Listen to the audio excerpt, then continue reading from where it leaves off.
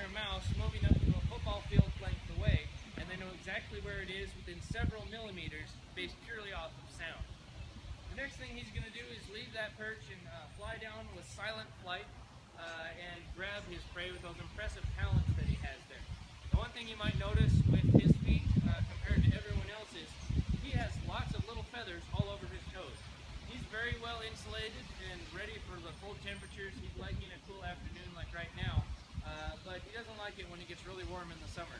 In fact, he'll actually, we try to keep him in the shade as much as possible because he gets hot very easily. Yeah, and they have several adaptations that allow them to go that fast.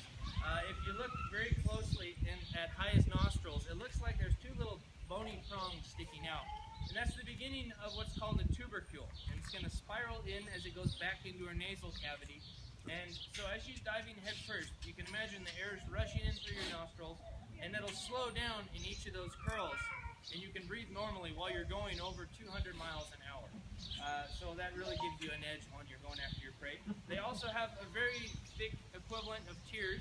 It's the consistency of molasses, and that coats their eye and keeps them from drying out. So you can always keep your eye on your target while you're going at those high speeds.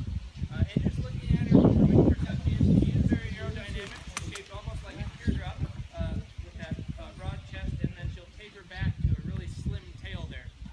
So very aerodynamic. Once she's close enough to that duck, I've seen several ways they can dispatch their prey. One of the most efficient that I've seen is that they'll ball up their feet, and as they're flying by, they'll punch it in the head as they're going by over 100 miles an hour.